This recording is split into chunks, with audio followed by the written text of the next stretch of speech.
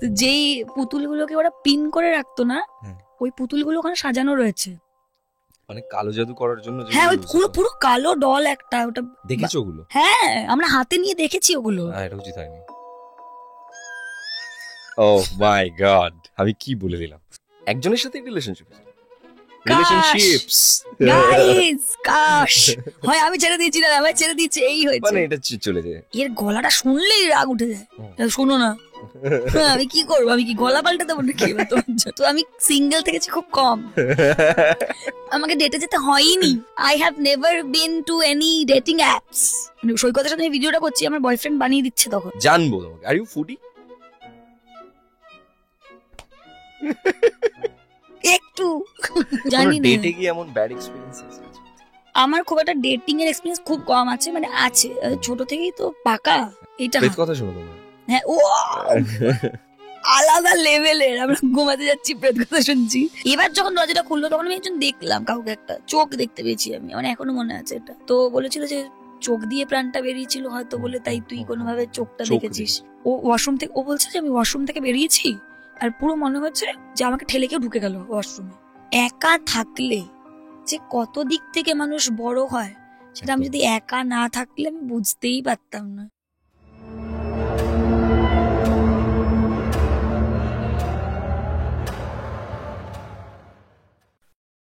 Welcome back, সকলকে স্বাগত জানাচ্ছি প্রেত কথা লাইভ পডকাস্টের সম্পূর্ণ নতুন একটি এপিসোডে। এবং আজকে আমার যিনি গেস্ট তিনি আপনাদের খুব প্রিয় প্রেরণা। আর প্রেরণার এটা ফার্স্ট টাইম পডকাস্ট। একদম, এটা প্রথমবার। মানে এর আগে অনেকে বলেছে, বাট ওই যাওয়া হয়ে ওঠেনি। তারপরে মনে হয়েছে যে ঠিক আছে আজকে থাক বাড়িতে থাকি। তুমি বলেছো, ঠিক আছে। আমি প্রেরণাকে ফোন করেছিলাম, মানে আমি ঠিকই করেছি যে সমস্ত ইউটিউবারদেরকে আমাদের এই পডকাস্টে ডাকবো। এবং এটা একদম সম্পূর্ণ নতুন একটা সেগমেন্ট যেখানে শুধুমাত্র ইউটিউবার বলো না, কন্টেন্ট ক্রিয়েটর বলো। হ্যাঁ, কন্টেন্ট ক্রিয়েটর বলা ভালো হবে। লোকজন পাগল হয়ে যাবে, তুমি কোথায় ইউটিউব করো, এরকম শুরু করে। আচ্ছা, এরকম কথা শুনতে হয়? হ্যাঁ, তুমি কোথায় ইউটিউব করো? দুটো কথা শুনতে হয়। একটা হচ্ছে কেউ বলে যে ইউটিউবার কোথায়, ইউটিউবে তো কিছু দেখতে পাই না, এইটা। আর আরেকটা যারা জানে না মানে আমরা কি করি, তাদের কাছে না সব থেকে সিম্পলেস্ট টার্ম হচ্ছে ইউটিউবার। দিদি তোমার ব্লগটা খুব ভালো লাগে। বললাম ভাই ব্লগ কোথায় করলাম? আমি ছোট রিল বানালো, সেটা ব্লগ। সব ব্লগ আমাকে প্রচুর শুনতে হয় যে তোমার ব্লগগুলো খুব ভালো না। হ্যাঁ, ব্লগ, আমি তো ব্লগ অনেকদিন মানে আমি এটা বলতে চাই, আমাকে না রিসেন্টলি একটা অ্যাওয়ার্ড দেওয়া হয়েছিল ফ্রম আ ভেরি রিনাউন্ড মানে প্রোডাকশন হাউসই মনে হয় ওরা, যতদূর আমি জানি। তো ওইটা বিশাল বড় করে হয়েছিল, সেখানে অনেক সেলিব্রিটিজও পেয়েছে, অনেক সিঙ্গার্স অ্যাওয়ার্ড পেয়েছে। তো আমাকেও বলা হয়েছিল। কোথায় হয়েছিল এটা? এটা কি নিউ টাউনের ওখানে, সল্ট লেকের ওখানে হয়েছিল? হ্যাঁ, আরে ওটাতে আমিও ছিলাম। তো ওটাতে আমিও গিয়েছিলাম। ওটা আমাকে একটা অ্যাওয়ার্ড দিয়েছিল। আমার এত হাসি পেয়েছিল, কারণ ওরা বলেছে আমাকে দেবে বিকজ আমাকে নাকি ভোট করে চুজ করা হয়েছে বা কিছু একটা হবে। হ্যাঁ, ওকে। আমাকে ডেকেছে, আমি গেছি, ঠিক আছে। তো যাওয়ার পরে এবার বাইরে যারা ছিল বাইট নিচ্ছিল তারা তো আমাকে চেনে, তো ঠিক আছে আমি ভালো ফিল করেছি। যখন আমাকে তুলেছে বলেছে ইউটিউব ক্রিয়েটার বা কিছু একটা বলেছে, আর চালিয়েছে 3 বছর আগের একটা বিলা ব্লগ পেছনে। যেটাতে তুমি দীঘা না কোথায় একটা যাচ্ছ, মন্দারমণি না দীঘাতে যাচ্ছ, রাইট? আমি ছিলাম তো ওটাতে, আমি দেখেছি a lot of new videos যেটা নিয়ে I am proud of, যে এটা ভালো করেছি। সেগুলো কিছু চালায়নি, কিছু একটা চালাচ্ছে। আমার চুল হলুদ তখন, ভাবছি ভাই এটা হাতে নিয়ে এটা ফটো কি করে দেবো, মানে দ্যাট হ্যাপেন্ড। তো তারপরে যখন কেউ বলে যে we have selected you বা বলে যে তুমি আসো because we really want to মানে give you an award and everything, আমি বলি আমি কে আগে বলো, তোমরা জানো তো যে আমি কি করি, বিকজ নালে তারপরে ওদের কমফোর্টেবল লাগে ভীষণ, বিকজ ইউ ডোন্ট নো তুমি কেন অ্যাওয়ার্ড দিচ্ছ, তোমার নিজের একটা জিনিস করছো সেটা প্রমোট করার জন্য তুমি এই জিনিসটা আমাকে অ্যাওয়ার্ডটা দিচ্ছ, আমি বুঝে গেছি তখনই। তারপর আমাকে বলছে তুমি একটা রিল করতে পারছি না। আমি তো অ্যাওয়ার্ড নিতে এসেছি। প্রথম কথা আমি অ্যাওয়ার্ড নিতে এসেছি না বিকজ তোমাদের মনে হয়েছে আমার কাজ ভালো। আমি ওখানে যাওয়ার পরে আমি বুঝতে পেরেছি যে তোমরা জানোই না আমি কি করি, তাহলে হোয়াটস দ্য পয়েন্ট? এই জিনিসগুলো যখন আমরা মানে যারা কন্টেন্ট ক্রিয়েশনের সঙ্গে যুক্ত জড়িত বিশেষ করে আমাদের উপর যখন কোনো টিভি মিডিয়া বা কোনো বড় প্রোডাকশন যখন আমাদের পেছনে কাজ করে না এবং আমাদেরকেই নিজেদেরকে খেটে সেই জায়গা অ্যাচিভ করতে হয়, তখন না এই ধরনের প্রবলেমসগুলো ফেস করতে হয়। বিকজ আমাদের উপরে এমন কেউ নেই যে আমাদেরকে গাইড করে দেবে যে তুই এটা কর বা এটা বল। না মানে ফেস করতে হয় অনেক ডিফিকাল্টিজ। তুই বলো না, আমি শুনবো আজকের পডকাস্টে অনেক কিছু আমি শুনবো। তার আগে একটু ছোট করে বলে দিই, সেটা হচ্ছে এই যে সেগমেন্ট, এটা একদম নতুন ধরনের একটা সেগমেন্ট। এখানে শুধুমাত্র যে হরর স্টোরি আপনারা শুনছেন তা কিন্তু নয়, এখানে আপনার প্রিয় কন্টেন্ট ক্রিয়েটার, আপনার প্রিয় ইউটিউবারের জীবনের গল্প, তার মতাদর্শ, সে কি ভাবছে, সেই সমস্ত বিষয় নিয়ে শুনতে পারবেন। এবং প্রেরণাকে যারা ইনস্টাগ্রাম করে, এখন বাঙালিরা প্রায় বলতে গেলে আমি মনে করি ইনস্টাগ্রাম করা বাঙালিরা প্রেরণাকে চেনে। এবং প্রেরণার রিলস আমরা যখনই সার্ভ করতে থাকি, প্রেরণার রিলস আমার কাছে তো সবসময় চলে আসে। তো because I am a very big fan of you. তোমাদের ক্রিয়েশন আমার খুব ভালো লাগে, বিশেষ করে your team is amazing. Thank you. দুর্দান্ত একটি টিম। আমি মানে সমস্ত কথায় যাব, your love life, your controversies, সমস্ত কিছু নিয়ে যাবো। পাশে একটা সুন্দরী মেয়ে বসেছে, যখন ফাটিয়ে জমিয়ে আড্ডা মারতে হবে, এটা যে মোদ্দা কথা। কতদিন পরে শুনলাম সুন্দরী। আমি একটা টিমের সাথে থাকি, তারা প্রত্যেকে তো ছেলে, আমাকে তো ছেলে হিসেবে ভাবে। কেউ আমাকে একটা ভালো কমপ্লিমেন্ট দেয় না যে তোকে ভালো লাগছে, ভাই ভালো লাগছে চল, এটা হয় তো thank you. No, you are very beautiful. এবং আজকে আমরা এমন একটা পডকাস্ট করবো যে পডকাস্টটা আপনাদের খুব ভালো লাগবে। শেষ পর্যন্ত থাকুন এবং শুনতে থাকুন প্রেত কথা লাইভ পডকাস্টের সম্পূর্ণ নতুন একটি এপিসোড। আমি প্রেরণার কাছে যাব আজকে, যেহেতু প্রেত কথায় এসছো। তো প্রেত কথা আমাদের এমন একটা চ্যানেল যারা হরর এক্সপেরিয়েন্স শেয়ার করে, এবং তোমার কাছ থেকে আমি একটা শুরুতে ছোট্ট হরর এক্সপেরিয়েন্স শুনবো, যে do you have any horror experience in life? দাদা আমি জানি না ওটা কি ছিল। ওকে, মানে আমার মনে হয় তোমার কাছে যারা এক্সপিরিয়েন্স শেয়ার করে তারা এটাই বলে, কারণ কেউ না শিওর হতে পারে না যেটা হলো সত্যি। আমার আমি তো সোদপুরে থাকি, তো কাজের সূত্রে এখন কলকাতায় থাকা, বাট আমি সোদপুরেই আমার বাড়ি। অ্যান্ড আমাদের না একতলা বাড়ি ছিল, আর তখন দোতলাটা হচ্ছিল, মানে আমাদের রুম আলাদা করে করছিল বাবা মা। তো আমার মা খুবই খুবই ফ্রেন্ডলি একটা মানুষ, আর তুমি যদি আমার মার সাথে প্রথমবার দেখা করো, তুমি মনে করবে না প্রথমবার দেখা। বাবা মা এরকম করেই কথাবার্তা বলে, বাবা আসো না, এরকম করে। তো ওয়ার্কার্স ছিল যারা ওপরে কাজ করছিল, অ্যান্ড তাদের মধ্যে একজনের বয়স অনেকটাই কম ছিল, 17-18 বছরের একজন কাজ করছিল, আর ওরা দেশের বাড়ি থেকে এখানে এসেছিল। তো খুব ট্র্যাজিক একটা ইনসিডেন্ট ঘটে, আমাদেরও খুবই খারাপ লেগেছিল। মানে আমাদের না ঢালাই হচ্ছিল ছাদে, ওপরটা হয়েছে, ঢালাই হচ্ছে ছাদে, আর আমাদের রুমটা হচ্ছে। রুমে একটা বড় জানলা ছিল, ওটা আমাদের মেন জানলা ছিল, ঠিক আছে, রুমের। তো ওই জানলাটার পাশেই বাঁশটা বেঁধেছে, ছাদে ঢালাইটা হচ্ছে তার জন্য, প্লাস আমাদের রুমে মার্বোনাইট বসছে। তো মার্বোনাইটের যে ইয়েটা মানে মেশিনটা, ওটা কোনোভাবে জানলার সাথে কিছু একটা হয়ে শর্ট হয়ে গেছিল, কেউ বোঝেনি। পয়লা বৈশাখ ছিল ওটা। তো পয়লা বৈশাখে না আমার তখন এটা হতো যে বাবা নিয়ে বিকালবেলা বেরোবে, তো আমরা মা এরকম চা ঠা দিয়ে সবার সাথে কথা বলে শুতে গেছে নিচে। হঠাৎ করে একটা আওয়াজ শুনি, কেউ একটা পাড়া কেন্দ্রিক হলেই একটা ব্যাপার হয় যে পাড়ার লোকজন থাকে সবসময়। তো হঠাৎ করে কোনো একটা কাকা দৌড়ে এসছে, বলছে এখানে তো এরকমটা হয়েছে। এবার আমরা তখনও জানি না, আমরা ঘুমাচ্ছি, কি হয়েছে। তো তখন দেখছি যে ওই যে ছেলেটা, সেই ছেলেটা না ওই কোনোভাবে গ্রিলটা ধরে ফেলেছিল বাঁশটা ধরার বদলে, আর হাতে জল ছিল, তো ও পুরো আটকে যায়। অ্যান্ড ওটা খুবই খারাপ একটা জিনিস হয়, ওরকম করে আটকে যাও। এবার পাশে যারা ওয়ার্কার্স ছিল তারা এতটাই কেয়ারলেস, তারা কিচ্ছু করে না, কারণ ওরা ওকে ধরলে ওরাও ওরকম ভাবে কেউ একটা কাঠ দিয়ে বাড়ি মারবে, কেউ কিচ্ছু করেনি। তো আমরা যখন দেখতে পাই, আমরা তখনই সাথে সাথে ওকে নামানো হয়। আমার এখনো মনে আছে, ওটা আমি অনেক ছোট তখন, ওই বারান্দা ছিল আমাদের বাড়ির সামনে অনেক বড়, তো ওখানে ওকে রাখা হয়, বাট হি কুডন্ট সার্ভাইভ, ঠিক আছে, মারা যায়। এবার এরকম একটা ইনসিডেন্ট হয়েছে ওপরে আমাদের রুম হওয়ার সময়। তো তখন কিছু একটা পুজো, আচ্ছা কিছু একটা করতে হবে, কারণ নাহলে কি করে থাকবো, বলছে জানলা বন্ধ করে দেবে।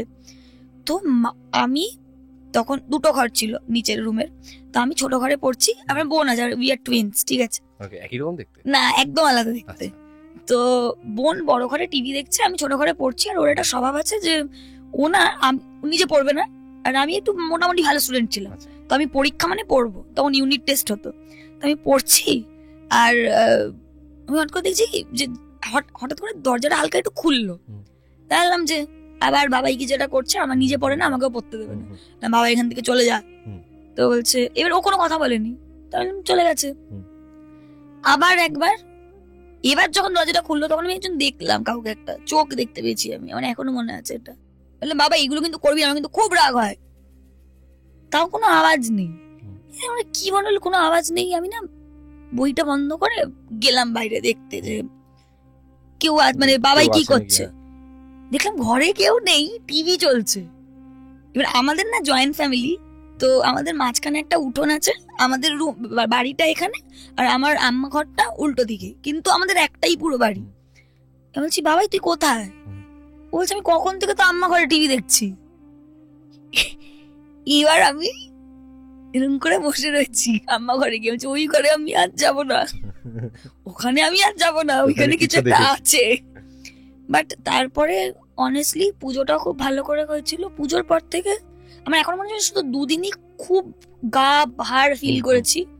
ঘুম, আমার প্রচন্ড ঘুম পেয়েছে, আমি ঘুমাতে পারছি না, আমার গা ভার হয়ে যাচ্ছে যখনই আমি ঘুমাচ্ছি। এটা আমি শুধু দুদিনই ফিল করেছি। তারপরে আই হ্যাভ নেভার ফেল্ট ইট। জানলাটা যেরকম সেরকমই আছে, এখনো তুমি যখন যাবে তোমার কিচ্ছু মনে হবে না। বাট ওইটা হয়েছিল আমার সাথে। আর মা বলেছিল যে হয়তো, কারণ ছেলেটার চোখটা ওয়াজ ওয়াইড ওপেন, তো বলেছিল যে চোখ দিয়ে প্রাণটা বেরিয়েছিল হয়তো বলে, তাই তুই কোনোভাবে চোখটা দেখেছিস বা কিছু একটা হবে। বাট তারপরে কোনোদিনও কিছু ফিল হয়নি। But this has happen to me, যেটা মানে this is really creepy, very creepy. আর ওই ঘরেই আমরা থাকতে গেছি, কিন্তু মানে আমার 24 বছর বয়সে আমি সোদপুর ছেড়ে কলকাতায় আসি। তো আমি মোটামুটি, আমার বাড়িটা হচ্ছে ক্লাস 6-এ পড়ি, মোটামুটি আমি 10-12 বছর থেকে কিচ্ছুই ফিল হয়নি। বাট ওইটা তোমার এরকম কখনো হয় যে কোনো জায়গায় গিয়ে তোমার মনে হচ্ছে তোমার গা ভারী হয়ে যাচ্ছে? না, আমি খুব ফিল করতে পারি। কিরকম? আমি খুব নেগেটিভ এনার্জি ফিল করতে পারি। মানে নেগেটিভ মানে ওটা ভুতুরে হতে হবে সেটা না, ব্যাড ভাইব্রেশন। ব্যাড ভাইব্রেশনটা আমার কাছে না খুব, মানুষ বুঝতে পারো, ধরো কোনো মানুষের থেকে তোমার ব্যাড ভাইব্রেশন আসছে, যে হয় না যে এই লোকটা কোনো কারণ ছাড়াই আমার ভালো লাগে না, বিকজ একটা ব্যাড ভাইব্রেশন পাচ্ছি, আমি ফাট করে বুঝে যাই। মানে আমি তোমাকে বলছি, আমি যেহেতু আমাদের এই জগতে আসা, তো আমাদের এই ইন্ডাস্ট্রিতে কিন্তু অনেক মানুষের সাথে মিশতে হয় না। তুমি হয় ইন্টারভিউ নিতে যাচ্ছ, বা তুমি কোনো অডিশনে কোথাও কোনো একটা অ্যাওয়ার্ড শোতে যাচ্ছ, যেখানেই যাচ্ছ, you are meeting new people every day, right? তো আমি নিজে কিন্তু খুব বক করি, আমি নিজে খুব ক্লামজি বলতে পারো, মেসি খুব চুল বলি, ভিডিওতে দেখে যা ভেবেছি সামনাসামনিও you are exactly the same, right? তো বাট আমার সামনে যদি এমন কেউ বসে থাকে না, যার ভাইবটা না খুব, মানে কি বলবো তোমাকে, খুব একটা ক্লস্ট্রোফোবিক না, মানে একটা তো হয় ডিপ্রেসিং, ঠিক আছে, যেটা মানে আমি নিতে পারি না, মানে আমি নিজে ডিপ্রেসড হয়ে যাই। আমি এখান থেকে তো I have to cut this out, কারণ এরকম করে হচ্ছে না, আমি থাকতে পারছি না, আমি নিজে নেগেটিভ হয়ে যাচ্ছি একটা। আর একটা হচ্ছে কেউ যদি খুব ওভার হয়ে যায়, মানে কথা বলছে তো দেখবে থাকে না একটা খুব মানে ওভার ক্লামজি, আর হ্যাঁ ভাই মানে অত্যাধিক, ওটা আমি নিতে পারি না। মানে প্রথমে ইউ হ্যাভ টু মানে কাম ডাউন, টক, আর একটা ভাইব হলো, তারপরে উই আর টকিং। কিন্তু প্রথমে এসে কথা বলার সময় প্রথমে, মানে যখনই দুটো মানুষের প্রথম দেখা হয়, তখন আমার যেটা মনে হয়, মানে আমি যেটা খুব ফলো করি সেটা হচ্ছে যে আমি মানুষটাকে খুব অবজার্ভ করি, রাইট? আমিও মানে আমিও যখন কথাগুলো বলি আমি খুব ভেবে বলি যে আমি এক্স্যাক্টলি, কারণ আমি মানুষটাকে চিনি না, তার পয়েন্ট অফ ইন্টারেস্টটা আমি জানি না। এটা আরো বেশি হয়েছে এখন, কারণ মানে এখন না আমি খুবই চেয়েছি, আমি যেখানে আছি সেটা আজ থেকে 10 বছর আগে আমার ড্রিম ছিল, আমি পেয়েছি, আমি খুব খুশি। বাট ওই যে রাস্তায় বেরোলেই এখন তো খুব অ্যাওয়্যার হয়ে চলতে হয় না, যে সবাই দেখছে। তো এবার আমিও এখন যদি কোনো জায়গায় যাই, সেখানে আমি কিন্তু খুব কথা বলতে ভালোবাসি, বাট প্রথমে আমি আগে তাকে দেখবো, চুপচাপ বসবো, তার ভাইবটা বুঝবো যে তার সাথে আমি ওরকম ভাবে মিশতে পারবো কিনা।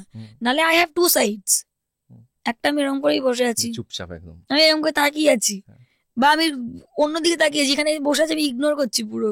জানি না ডেটে গিয়ে এমন ব্যাড এক্সপেরিয়েন্স হয়েছে আজ অবধি? জানি না ডেটে গিয়ে এমন ব্যাড এক্সপেরিয়েন্স হয়েছে আজ অবধি? I have been in relationships for মানে my whole life, তো আমি সিঙ্গেল থেকেছি খুব কম, আমাকে ডেটে যেতে হয়নি। ওকে, I have never been to any dating apps. মানে একজনের সাথে রিলেশনশিপ হয়েছিল? রিলেশনশিপস গাইস, কাশ হয় আমি ছেড়ে দিয়েছি না, আমি ছেড়ে দিয়েছি, এই হয়েছে, মানে এটা চলে যায়। এন্ড আমার খুব একটা ডেটিং এর এক্সপেরিয়েন্স খুব কম আছে, মানে আছে ছোট থেকেই তো পাকা আছে, এইরকমও হয়েছে যে মানে জাস্ট গেছি, কোথায় এসেছি, অ্যান্ড জাস্ট বসে আছে ছেলেটা চুপ করে। আমি কি কথা বলবো, কথা বলছি তাও কোনো রিপ্লাই নেই। তারপরে আবার আমি যখন কথা বলছি চুপ করে আছে, মানে অকওয়ার্ড সাইলেন্স মাঝে মাঝে ক্রিয়েট হয়ে যায় না? বিশাল বিশাল চুপ করেই বসে আছি। আচ্ছা, আমরা কিন্তু আজকে ফার্স্ট টাইম, মানে আমাদের ফার্স্ট টাইম আজকে কথা হচ্ছে একদম পডকাস্টে বসে। তো ফার্স্ট টাইম কথা বলতে গেলে মানুষের মধ্যে একটা নার্ভাসনেস কিন্তু কাজ করে, যে এক্স্যাক্টলি উল্টো দিকের মানুষটা কিরকম, কি নিয়ে কথা বলতে ভালোবাসে। তাই আমি সমস্ত দিক নিয়ে টুকটাক টুকটাক কথা বলছি। আমি যে ভাইব্রেশনের কথাটা যেটা বললাম, যে কোনো জায়গায় গিয়ে মনে হচ্ছে যে ভাইব্রেশন খারাপ, এরকম কোনো একটা ঘটনা মনে আছে? আছে আছে, রাইট। উফ বাবা, আমাদের কাজের সূত্রে আমাদের যেতে হয়েছিল বহরমপুরের কাছে। আমি জায়গাটা, আমি প্লেস ডিসক্লোজ করছি না, because it was a work trip and we had to go there. তো আর ওটা ছিল একটা পুরোনো বাড়ি, যেটা রিকনস্ট্রাকশন করে ওটাকে সুন্দর করা হয়েছে। অ্যান্ড বিকজ ইট মানে অলরেডি হ্যাজ আ হিস্ট্রি, তো ওখানে তো কিছু না কিছু হয়ই, সেটা তো আমরা সবাই জানি, বিকজ রিকনস্ট্রাকশন করা হয়েছে 300 বছরের পুরোনো একটা জায়গা, তো ওখানে তো থাকবেই কিছু। তো উই এন্টার্ড দেয়ার। তারপরে আমাদের একটু খোঁচানো সবাই আছে, জিজ্ঞাসা করছি যে কেয়ারটেকার সে ওখানে থাকছে, মানে ওর পূর্বপুরুষরা থেকেছে, ও থাকছে, তো বউ নিয়ে থাকে। তো আমরা এরকম গেছি, আমরা এরকম 6 জন গেছিলাম, হ্যাঁ 6 জনই গেছিলাম। এবার আমি যাওয়ার পরেই দেখছি একজনের জ্বর এসে গেছে, ঠিক আছে, যাওয়ার পরে। আর he is a very good, মানে হি ইজ ভেরি ব্রেভ, কিন্তু হ্যাঁ মানে এরকম না যে আমি খুব ভীতু, খুবই ভীতু, একদম পারি না, আর ও খুবই ব্রেভ, ঠিক আছে। তো এরকম আমরা গেছি, বলছে প্রেরণাদি এরকম হলো। ও ওয়াশরুম থেকে, ও বলছে যে আমি ওয়াশরুম থেকে বেরিয়েছি আর পুরো মনে হচ্ছে যে আমাকে ঠেলে কেউ ঢুকে গেল ওয়াশরুমে, তারপর থেকে জ্বর ওর। আর সারপ্রাইজিংলি ও কলকাতায় নামলো, ওর কোনো জ্বর নেই। আর ওই 2 দিন আমরা ছিলাম, ওই 2 দিন ওর জ্বর ছিল, ও সবই করেছে, ওর জ্বর ছিল, খারাপ হাওয়া লেগে গেছে, কিছু একটা হয়েছে, আমরা জানি না। এন্ড তুমি বিশ্বাস করবে না, 30 জন থাকে ওখানে। আমরা ওই পুরো জায়গাটার, ওই পুরো প্রপার্টিটার কোনো একটা কোনায় একা যেতে পারিনি, আমাদের সাথে কেউ না কেউ সবসময় ছিল, তারাই যাচ্ছে আমাদের আগে, ঠিক আছে। কোনো আমরা, মানে ওরা কখনো তোমাদেরকে আলাদা ছাড়ে না, কখনো না। তুমি বিশ্বাস করবে না, তুমি নিজে সকালবেলায় কোনো কোনায় যেতেই পারবে না। মানে আমি জানি না, হয়তো আমি এতটা উইক হার্টেড বলে এরকমটা আমার ফিল হয়েছে, আমি পারিনি, কোথাও যাচ্ছি আমি একা দৌড় মেরে চলে আসছি এরকম। কিন্তু আমরা এদিকে রাত 3টের সময় বসে ওখানে ভূতের গল্প করেছি, হ্যাঁ এটা আমরা করেছি, কিন্তু সেই প্রত্যেকে একটা করে সাদা চাদর নিয়ে এরকম করে বসে তারপরে করেছি, কিন্তু কেউ আমরা একজন আরেকজন থেকে আলাদা হইনি। আর ওইখানে একটা কেস ছিল এরকম, আমরা খুঁজি জিজ্ঞাসা করেছিলাম, ওটার রিলেটেড, মানে ওটার একদম পাশেই একটা গার্লস স্কুল ছিল, তো ওইখানে একটা বাচ্চা মেয়েকে গলায় দড়ি দিতে দেখা যায়। That is very connected to a dining spot of that property. তো আর ওইটার না, ওটার সাথে আরেকটা কানেক্টেড আরেকটা জায়গা আছে, যে জায়গাটা সবে এখন ঠিকঠাক করা হচ্ছে। তুমি ওখানে এমনি যেতে পারবে না, তোমার গা ভারী হবে। এটা লাস্ট ইয়ারের ঘটনা। তো ওটা বলেই দিয়েছে ওরা, যে তুমি যদি, সব থেকে নেগেটিভ প্লেস কোনটা এই জায়গাটা, পুরো জায়গাটা, বলছে ওই জায়গাটা যেখানে এরকম সবে রিনোভেট হচ্ছে পুরো জায়গাটা। ওখানে না আমাদের দেখিয়েছিল যে নীলকর সাহেবরা যখন ছিল, নীল চাষের সব ইয়েগুলো রয়েছে ওখানে, they have stored the dolls, মানে যেই পুতুলগুলো, আমি আছি গাইজ, কমন জিনিস, তো যেই পুতুলগুলোকে ওরা পিন করে রাখতো না, ওই পুতুলগুলো ওখানে সাজানো রয়েছে, মানে কালো জাদু করার জন্য। হ্যাঁ, ওই পুরো কালো ডল একটা, ওটা দেখেছো ওগুলো? হ্যাঁ, আমরা হাতে নিয়ে দেখেছি ওগুলো। এটা উচিত হয়নি। ও মাই গড, আমি কি বলে দিলাম। তো এইটা হয়েছে, তো ওইটা খুব খারাপ ছিল। একটা ঘরের মধ্যে, যেই ঘরে ঘুমিয়েছি সেই ঘরে সারা ঘরের মধ্যে শুধু পিকচার্স। কার পিকচার্স? ওই আগেকার, মানে যাদের ছিল, যারা ছিল ওখানে, আর পুরো মনে হচ্ছে আমাদের দিকে তাকিয়ে আছে। একটা ঘরে ঘুমাতে যাবো, আমি উঠে এরকম করে বসে রয়েছি, সব কটা পিকচার মনে হচ্ছে আমাকে দেখছে। তো এইটা হলে কি করে আমি থাকবো ওই রুমটাতে? তো এইরকমটা আর আমি বলতে পারবো না, ওই ভাইব্রেশনটা না আমি খুব ফিল করতে পারি। Bad vibration. আমি খুব ভালো মানে একটা বাড়িতে ঢুকলে আমি জানি যে এই বাড়িতে আমি থাকতে পারবো কিনা, মানে এখানে কেমন লাগছে? আমার খুব ভালো লেগেছে। তোমার রুম গুলো খুব সুন্দর, আমার খুব ভালো, কি সুন্দর সাজানো গোছানো। এই একটা জিনিস আমার কাছে খুব ম্যাটার করে যে খুব সুন্দর হতে হবে একটা ভাইব ঢুকেই। হ্যাঁ, সে একটু সাজানো গোছানো থাকলে ভালো লাগে, যদিও আমি সবসময় থাকে নই, না এরকম। আমিও নই, আমারও সবসময় থাকে না এরকম। তবে দিনের একটা সময় আমরা ছেলেরা আরোই হয় না। সুন্দর করে সাজিয়ে রাখি।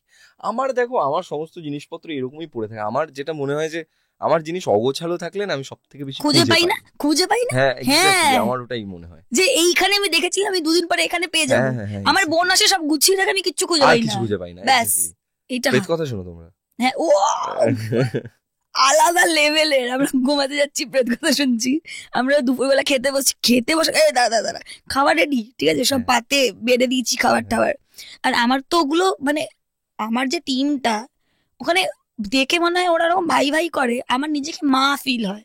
আচ্ছা, ঠিক আছে, মানে খাবার না বেড়ে দিলে মুখের সামনে খাবে না, ওকে। ঠিক আছে, বেড়ে দিতে হবে মুখের সামনে। তারপর পেছনে দৌড়াচ্ছি, সারাদিন ম্যাগি খেয়ে আছিস, ভাতটা কে খাবে। হ্যাঁ। মানে যেহেতু ওদের মা, মানে মা বাবা, মানে কাকিমাদের সাথে আমার খুব ভালো র্যাপো, হুম। যে ওরা কাকিমারা ফোন করে খেয়েছে, এইরকম একটা যেহেতু আমার সাথে কানেকশন, তো আমার কিরকম একটা রেসপন্সিবিলিটি মনে হয় যে আমার বাড়িতে আছে, যদি ঠিকঠাক না খায় তাহলে কাকিমা ভাববে যে এ ওর বাড়ির থেকে ঠিকঠাক খায় না। তো নিজের একটা দায়িত্ব মেনে নিয়েছি যে খাবারটা খাওয়াতে হবে। আরে responsibility সকালবেলা বেরোচ্ছে, মানে কি হয়েছে, খেলতে যাবে সকাল 6টা থেকে। টিমটা কি করে ক্রিয়েট হলো it's a very good story. শুনি?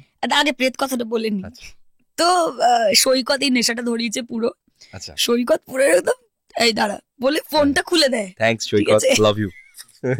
তো এরকম ফোনটা খুলে দেয় সামনে, এরকম করে ধরে বসে খাবে, মানে ওটা হবে, ঘুমাতে যাবে, ঠিক আছে, ঘুম আসছে না বা কিছু একটা এরকম হয়েছে, দাঁড়া প্রেত কথা চালাই। এই প্রেত কথা চালাই বলে মানে মোটামুটি 1টার সময় চালিয়েছে। এবার আমি দেখছি অর্ধেকটার পরে আমি তো জেগেই আছি এরকম করে, ঠিক আছে, যে নাক ডাকার আওয়াজ, ও সবাই ঘুমিয়ে ঘুমিয়ে পড়েছে। আর ওটা ওটা মাঝখান চলছে, আমি ছাড়তেও পারছি না। স্টোরিটা পরে কি হলো জানে, আমি তোমাকে বলছি। একটা স্টোরি ছিল যেখানে ওটাকে তোমাকে লিখে পাঠিয়েছিল যে কোন একটা গ্রামের রাস্তা দিয়ে হাঁটতে হাঁটতে কোন একটা গন্ধ পেয়ে একটা রুম বাড়িতে গিয়ে ঢুকে দেখেছে কিছু একটা আছে, এরকম কোন একটা স্টোরি তুমি বলছিলে, যেটার মাঝামাঝি আমি শুনে নিয়েছি। আমার মনে পড়েছে কোন ঘটনা। ঠিক আছে, এবার ওটা পসিবলি একটা মর্গ বা এরকম কিছু একটা পুরনো মর্গ কিছু একটা আছে। এবার আমাকে পুরোটা শুনতে হবে। এদিকে আমি দেখছি সবাই ঘুমিয়ে পড়েছে, আর আমি খুব ভীতু। শুনে তো নিয়েছি, এবার আমি জেগে এরকম করে বসে আছি, এদিকে সবাই ঘুমাচ্ছে, আমি অ্যাকচুয়ালি সবাই তুলে দিয়েছি, জেগে থাক, শুনতে হবে। হ্যাঁ, এবার শুনতে হবে, শেষ হয়ে গেছে ওটা, জেগে বলছে কি হয়েছে, তুই পাগল ডাকলি কেন, প্রেত কথা শুনিয়েছিস, এবার জেগে থাক সব কটা মিলে। তো এইটা হয়। হোয়াট আ নাইস অ্যাডভার্টাইজমেন্ট না?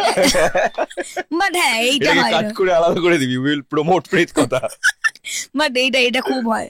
আমরা ইভেন এরকম হয়েছে যে আমরা মন্দারমণি থেকে ফিরছি, আমরা রিসেন্টলি গেছিলাম মন্দারমণিতে। তো মন্দারমণি থেকে ফেরার সময় এরকম 1 ঘন্টা কাটাতে হবে, কি চলবে, প্রেত কথা চলছে। প্রেত কথা চলছে, হ্যাঁ, পুরো এবার শেষ হয়ে গেছে, দেখি 1 ঘন্টা হয়ে গেছে। মন্দারমণিতে কোথায় থাকো তুমি, মানে কোন জায়গায় থাকো, মানে একদম শেষের দিকটায় থাকো নাকি? একটু ওই যেগুলোতে প্রাইভেট বিচ গুলো রয়েছে ওই জায়গাগুলোতে থাকলে, হ্যাঁ, তো ওই রকম ফেরার সময় এরকম চলেছে। আমিও ওরকম জায়গাতেই থাকি। আমরা একসাথে একবার একটা প্ল্যান করব। ডান। আমার খুব ফেভারিট জায়গা মন্দারমণি, আমি প্রচুর বার Mandarmani. I am not a beach person. পাহাড়, তাহলে তো প্রেত কথা এক্সপ্রেসে যেতে হতো। আমরা তো 5 তারিখে অলরেডি আমাদের সব সাবস্ক্রাইবার, আমরা নিজেদের টিম সবাই মিলে যাচ্ছি পাহাড়ে শিটং এ। আমরা 3 নাইট 4 ডেজ থাকবো সেখানে। আমরা আগের বছরও করেছিলাম একটা প্রোগ্রাম, এই বছরও করছি। এই বছরের প্রোগ্রামটা আমাকে জানানো হয়নি গাইস। ঠিক আছে, নেক্সট ইয়ার ঠিক আছে। আমি একটা মাউন্টেন পারসনই, মানে আমাকে কিচ্ছু করতে হবে না, জাস্ট পাহাড়ের সামনে বসিয়ে দাও, আমি উপরে বসে থাকবো। আর আমার বোন হচ্ছে পুরো উল্টো। সব থেকে ভালো লাগে আমার, মানে বেস্ট মনে হয়, এতবার আমি পাহাড়ে ঘুরেছি, আমার এখন সব থেকে ভালো লাগে সকালবেলা ঘুম থেকে উঠে ব্রেকফাস্ট করে চুপচাপ পাহাড়ের দিকে তাকিয়ে বসে থাকো, বিকেল পর্যন্ত বসে থাকো। হ্যাঁ, ওই মোমেন্টটা এত সুন্দর। গান শোনো, কিছু লেখো, কন্টেন্ট ভাবো, স্ক্রিপ্ট বানাও, যা করবে তাই শোনা। একদম ডান পুরো। মানে আমাদের এরকম হয়, আমরা গিটার নিয়ে যাই, গিটার নিয়ে বসে আছে, ঠিক আছে, সব চলছে, সারা রাত গান চলছে, চিৎকার করে। আমার গলার আওয়াজটা বুঝতে পারছো তো, কিন্তু তাও গান করছি আলাদা লেভেলে। গলার আওয়াজ নিয়ে কখনো কোনো কথা শুনতে হয়েছে? প্রচুর শুনতে হয়েছে মনে হয়। এইরকম হয়েছে, আমার মনে হয়েছে প্রথম সবে আমার ফেসবুকে ভিডিও ভাইরাল যাচ্ছে, এখনো লেখে লোক যে দুদিন, আমি একটু আগে তোমার এখানে আসার আগে আমি দেখলাম যে লিখেছে এর গলাটা শুনলেই রাগ উঠে যায়, শোনো না।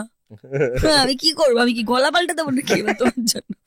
তো আগে খুব গায়ে লাগতো, কারণ আমার নিজের একটা খুব ইনসিকিউরিটি ছিল আমার গলাটা, কারণ আমি ছোট থেকেই শুনে এসেছি তোর গলাটা ছেলেদের মতো, আর আমার না ফ্রেনেঞ্জাইটিস আছে।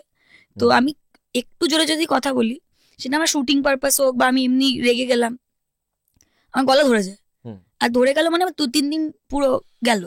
আর আমি যে একজন কাজ করি অন ক্যামেরা পার্সনদের জন্য এটা যে কত খারাপ, আমার এরকম হয়েছে।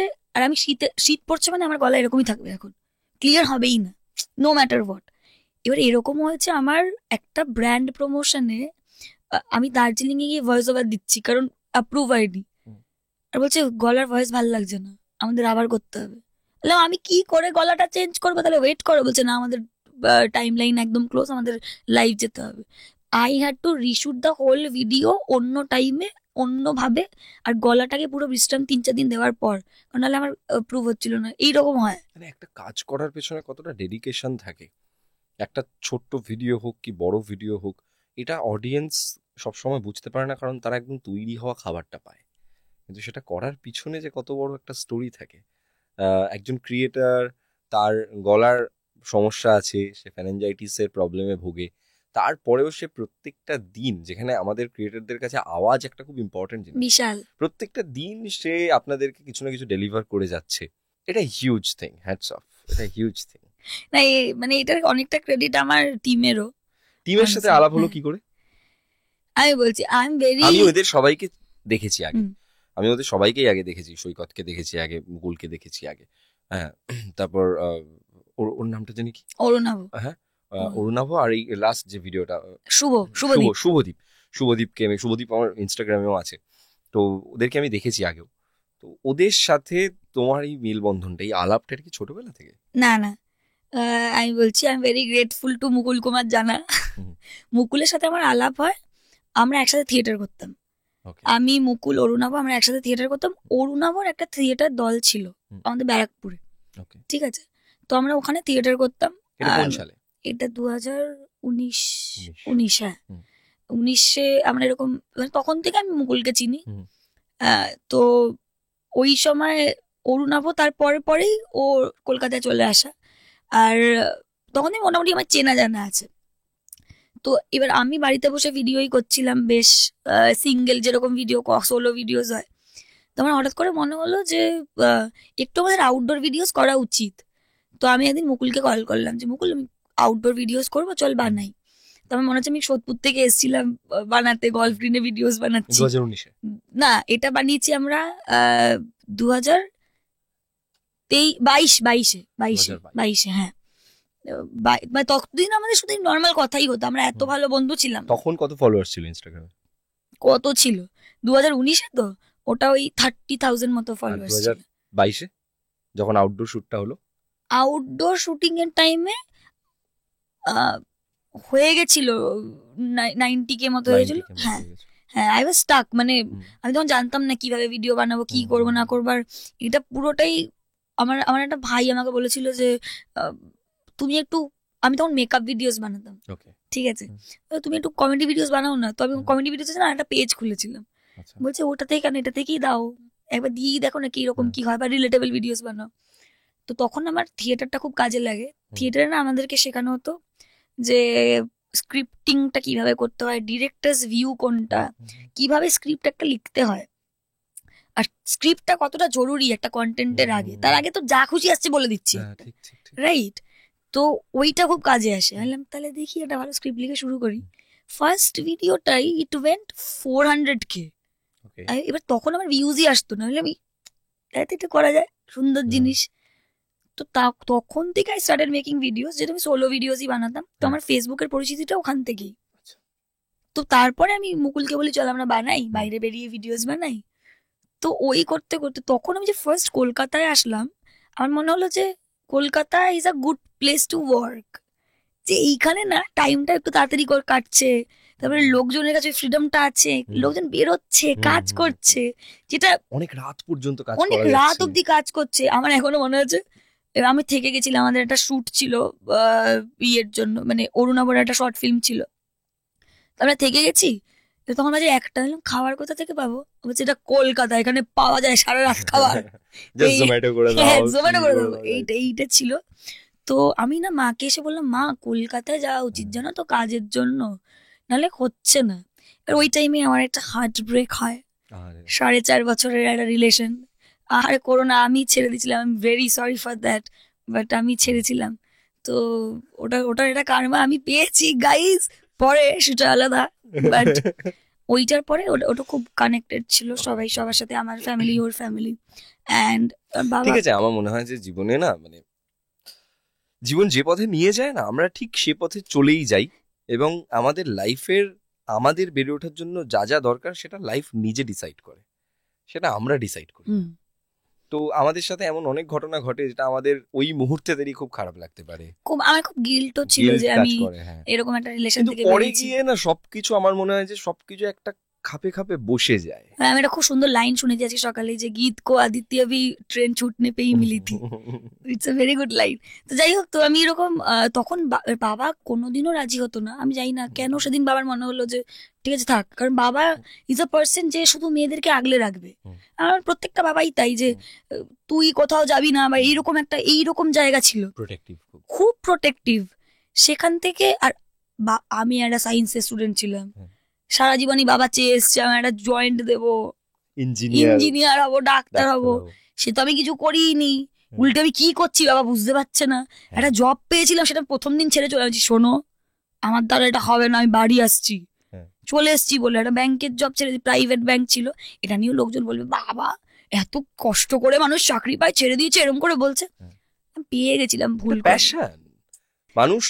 মানুষ কোনো আজকে কারোর কাছে চাকরি খুব দরকারি হতে পারে, কিন্তু একজন আর্টিস্টের কাছে হয়তো তার চাকরিটা দরকারি, পারিনি, টাকাটা দরকারি, কিন্তু আমি করবো না কারণ ওটা করলে আমার আর্টটা নষ্ট হয়ে যায়। রাইট। আর মানে আর ওটা একটা প্রাইভেট ব্যাংক ছিল, আমি বলেছি, তাতেও লোকজন ব্যাকল্যাশ করেছে।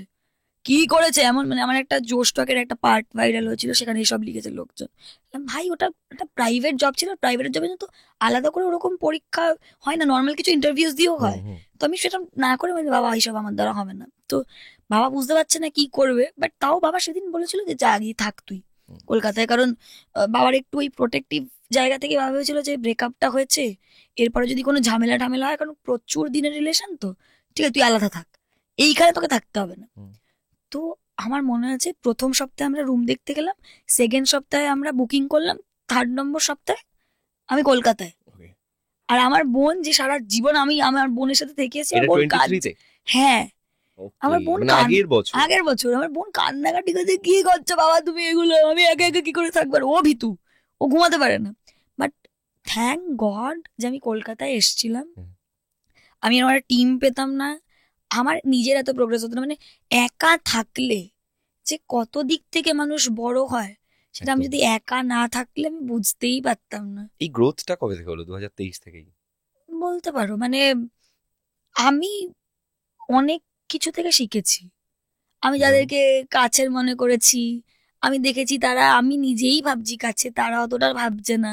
কলকাতার মানুষজন না খুব একটা বেশি আন্তরিকও না, মানে এটা it's a big statement to say. আমার আবার ঠিক উল্টোটা মনে হয়।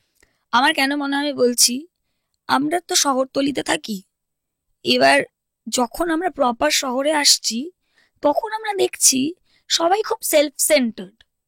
হ্যাঁ, কারণ সবাই এখানে কাজের জন্য রয়েছে।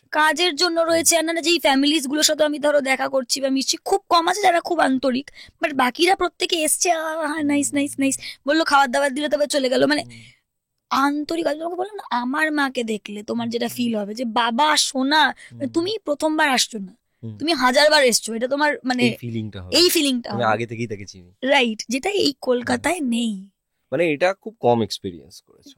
খুবই ঠিক আছে। তো কলকাতায় এসে প্রচুর জিনিস শিখেছি, যে অল্টারনেটিভ খুঁজতে থাকো, তোমার কাজ কারোর ওপরে আটকে থাকা উচিত না, তাহলে তুমি গ্রো করতে পারবে না। তো আমি এরকম, আমি কিছু ডিটেলসে যাচ্ছি না, বাট এরকম থেকে শিখেছি। তাই বললাম যে না, এবার আমাকে নিজেরটাই করতে হবে, তো আমি সেটাই করলাম। আর আমার না খুব এটা মনে হয় যে ঠাকুর ঠিক সময় ঠিক জিনিসটা তোমায় দিয়েই দেয়। Do you believe in God? কাকে সবথেকে আলাদা বেশি মানো? আলাদা আমার বাড়িতে বিপত্তারিণী আছে, হ্যাঁ। বিপত্তারিণীকেই মানি। আর আমার খুব মনে হয়, মানে আমি খুব মনে করি যে না, আমার আমার সাথে ঠাকুরের সম্পর্কটা না ওরকম এরকম না যে রোজ পুজো করতে হবে, আমি পারি না।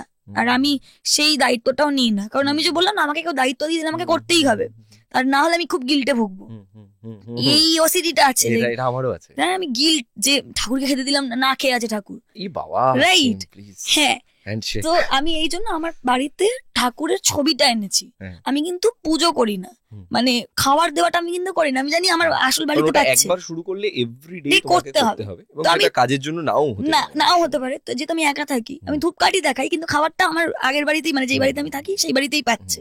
তো আমি এটা করি না। আর আমি এটা খুব মানি, মানে যখন তোমাকে ঠাকুর যেটা দেওয়া সেটা দিয়ে দেবে, নো ম্যাটার হোয়াট। আমার এরকম একটা ছোট্ট একটা কিউট ঘটনা বলছি। হ্যাঁ, শুনি। আমি খুব ছোট, এটা ইট ডাজন্ট মানে মেক সেন্স, কিন্তু হতে পারে। আমি না ব্যারাকপুর লোকালে কলেজে আসতাম আগে। কোন কলেজ ছিল? আমার দুটো কলেজ ছিল, আমি একটা কলেজ থেকে বেরিয়ে অন্য কলেজে যাই। মানে আগে টেকনোতে পড়তাম, টেকনো আমি ছেড়ে দিয়েছিলাম, আমার ভালো লাগেনি। মানে আমি যেই ইয়েটা ডিগ্রিটা পার্সিউ করছিলাম আমার ভালো লাগেনি, তো আমি ছেড়ে তারপরে আমার স্ট্রিট সিটিতে ভর্তি হই। তো বিধাননগর আসতে হতো, আমি ব্যারাকপুর লোকালটা ইউজ করতাম। এবার ব্যারাকপুর লোকালটা না 9:30 ছিল, একটা হচ্ছে 9:10 ছিল, একটা 9:30 ছিল, একটা 10:15 ছিল।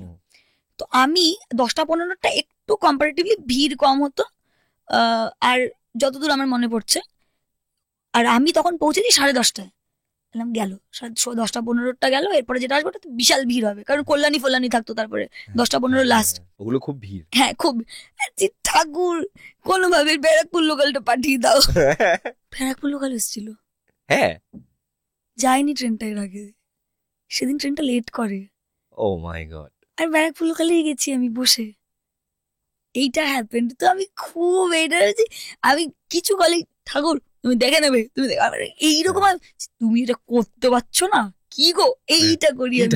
হ্যাঁ, আর আমি কখন, এটা আমার মধ্যে আছে, আমি এটা কোনোদিন কাউকে বলিনি।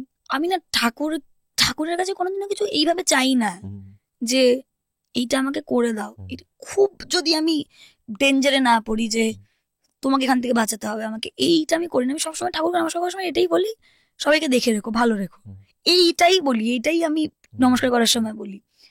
বা এই জন্য আমার কোথাও কি মনে হয় আমার ওই স্বার্থের সম্পর্কটা নেই ঠাকুরের সাথে।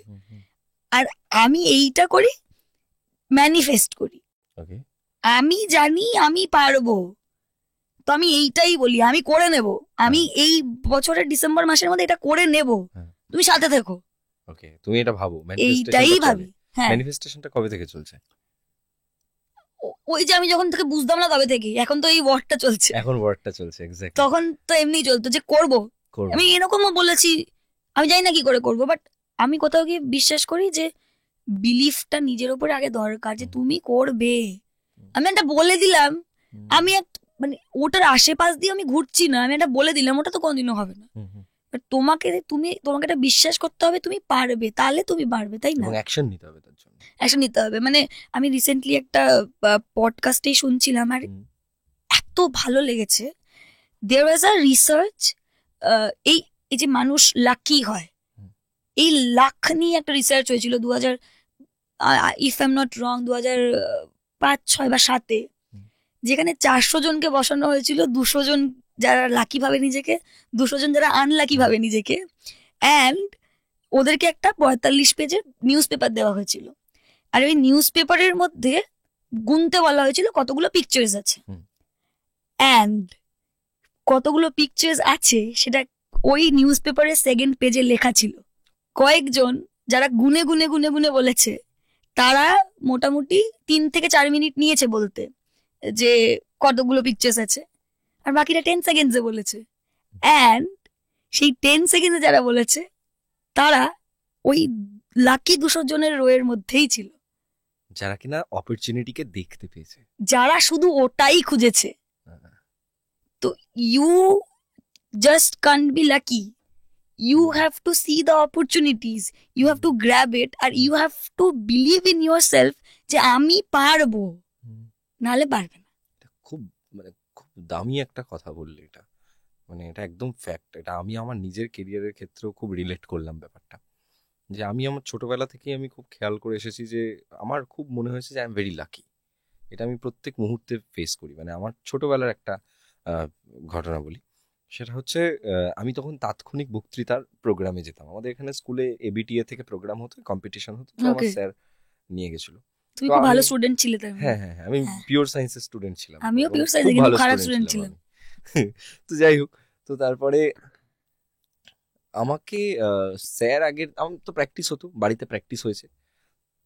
তো পুরো খেলাটা কিভাবে হতো, একটা কৌটো আছে, কৌটোর মধ্যে ধরো 25 থেকে 30 খানা কাগজ ভাঁজ করা রয়েছে, এবং কাগজের মধ্যে টপিক লেখা আছে, যে টপিকটা তুমি আগে থেকে জানো না। হুম। দুটো কাগজ তুলবে, দুটো কাগজ তোলার পর তুমি যেই টপিকটা তোমার ভালো লাগবে সেই টপিকটা নিয়ে তুমি 5 মিনিট বলতে হবে, 5 মিনিট আগে ভাবার সময় পাবে, ইনস্ট্যান্ট। তো আমি আগের দিন এমনি প্র্যাকটিস করেছি। আমার স্যার আমাকে, মৃন্ময় স্যার বলে আমার একজন স্যার ছিলেন, উনি আমায় প্র্যাকটিস করিয়েছিলেন। তো প্র্যাকটিস, উনিও কিন্তু জানতেন না যে কি আসবে না, উনি এমনি প্র্যাকটিস করাচ্ছেন। পরের দিন গিয়ে তখন রাজ্য স্তরের কম্পিটিশন চলছে, ওটা একদম টপ লেভেলের কম্পিটিশনটা চলছে। আমি দুটো তুলেছি, প্রথমটা খুলেছি, খুলে দেখছি এটা আমার জন্য একটু কঠিন হবে। দ্বিতীয়টা খুলে দেখি, দ্বিতীয়টা খুলে দেখছি আগের দিন যেটা প্র্যাকটিস করেছি ওটাই এসছে। এবং এই ধরনের ঘটনা আমার সাথে জীবনে বহুবার, প্রতিনিয়ত, প্রতিদিন ঘটে চলে। আমি একবার মনে মনে ভাবছি যে প্রেত কথাকে স্পটিফাইয়ে দেওয়া উচিত। স্পটিফাই, মানে আমি ন্যাচারালি ব্যান্ডের সাথে থাকতাম, তো আমি ছোটবেলা থেকে স্পটিফাইয়ে ব্যান্ডের গান শুনতাম, ক্র্যাক ডাউনলোড করে সেই সময়। তো স্পটিফাই আমার কাছে খুব একটা ইমোশনাল জায়গা ছিল। বলছি না, আমার প্রেত কথা যেদিন স্পটিফাইতে থাকবে সেদিন আমি বুঝবো যে আমি একটা বড় কিছু করছি। আমি এটা ভেবে না চারিদিকে কন্ট্যাক্ট করছি, এই স্পটিফাইতে কি করে আপলোড করা যায়, স্পটিফাইতে কি করে আপলোড করা যায়, সবাইকে ফোন করে জিজ্ঞাসা করছি। তখন 2022 সাল। হঠাৎ করে আমাকে ফোন করলো ইন্দ্রাণী চক্রবর্তী। উনি সানডে সাসপেন্সের ক্রিয়েটার ছিলেন, ওকে, এবং এখন উনি আবার মির্চিতে রয়েছেন। তখন উনি মাঝখানে স্পটিফাই এর সাথে ছিলেন। উনি ফোন করে বলছেন যে আমি এরকম ইন্দ্রাণী চক্রবর্তী বলছি স্পটিফাই থেকে, আমি চাই যে তুমি আমাদের পডকাস্ট দাও। আছি, ও মাই গড। আছি, হ্যাঁ হ্যাঁ আমি তো রেডি। বলছে আচ্ছা তোমার রেমুনারেশন কি হবে? রেমুনারেশনও? এই তো দুর্দান্ত ব্যাপার, রেমুনারেশনও। বলছে হ্যাঁ। বলি ওরা আমাকে একটা বেশ বড় অঙ্কের, মানে বড় অঙ্ক, মানে ওটা একটা ইঞ্জিনিয়ারের মানে পুরো বছরের স্যালারি হতে পারে, ওই একটা বড় অঙ্ক দিয়ে আমাকে প্রেত কথাটা এক্সক্লুসিভ করালো। এবং তার সাথে আরেকটা, মন মন খুলে বলে আমি একটা পডকাস্ট করতাম সেই সময়। তো এরকম ঘটনা, এবং এখন তো স্পটিফাইতে মানে আমাদের প্রেত কথা আজও খুললে হয়তো টপ 10 চার্টে আমরা 1, 2 বা 3-এই থাকি সবসময়। তো মানে আমার প্রত্যেকটা মুহূর্তে লাইফে মনে হচ্ছে আমি যা ম্যানিফেস্ট করি আর এত স্ট্রংলি করি, যে সেই জিনিসগুলো ধীরে ধীরে করে সফল আমি হতে শুরু এটাকে করে। ছিলাম না একদম, আমি খুব নেগেটিভ ছিলাম, মানে সব কিছু নিয়ে। তুমি যা খুশি বলবে যে এটা আমার সাথে খারাপই হবে এরপরে, হ্যাঁ, খারাপ, আরে হতো তাই। এটা চেঞ্জ হলো কি করে? আচ্ছা, তোমার কি মনে হয় এটা যে আহ, এই ফলোয়ার গেইন হওয়া, এটা একটা আলাদা কনফিডেন্স দেয়? হুম। তোমার যখন প্রথম 1 লাখ ফলোয়ার্স হয় ইনস্টাগ্রামে, বা এখন তোমার 4 লাখ হয়ে গেছে পসিবলি, তো এই যে 4 লক্ষ ফলোয়ার্স, যখন তুমি বাইরে বেরোচ্ছ, মানুষ তোমাকে দেখছে, মানুষ তোমাকে মেসেজ করছে, মানুষ তোমার সঙ্গে কন্ট্যাক্ট করার চেষ্টা করছে, কেউ হয়তো বলছে একটু প্রমোট করে দাও, অনেক রকমের মেসেজেস। তো তুমি এই গেমটাকে, লাইফের এই গেমটাকে তুমি কিভাবে দেখো? আমি আগে ওটা একটু শেষ করে নিই যে কিভাবে আই মেড দিস গ্রুপ। ওকে, হ্যাঁ হ্যাঁ হ্যাঁ হ্যাঁ, আমরা এই প্রশ্নটাই ছিলাম, হ্যাঁ, রাইট? অ্যাকচুয়ালি এত গল্প তো হ্যাঁ, দুটো হ্যাঁ। ক্রিয়েটার এক জায়গায় বলছে, তো এদিক ওদিক এদিক ওদিক হচ্ছে হালকা। তো মুকুল ব্রট শুভদীপ একদিন বাড়িতে, আমি তখন ফ্ল্যাটে নতুন এসছি। হুম। তো শুভ এরকম আমার মতো সোলো ক্রিয়েটারই ছিল, হুম।